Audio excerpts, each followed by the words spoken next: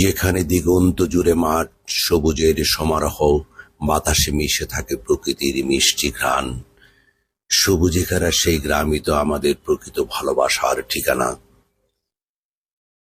চোখ জুড়ানো সবুজ প্রান্তর আর মন জুড়ানো শ্যামল প্রকৃতি প্রতিনিয়ত আমাদেরকে মুগ্ধ করে।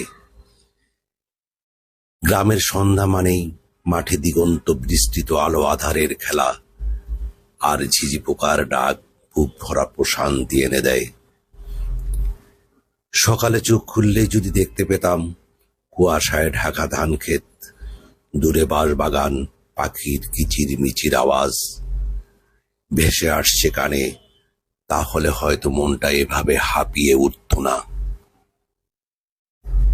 সবুজ মাঠের বুক চিরে গ্রামের আঁকা বাঁকা মেঠো পথ, দুপাশে দুলতে থাকে সোনালি ধানের শীষ। এই নয়নাভিরাম দৃশ্য দেখলে মন আকুল হয়ে যায়।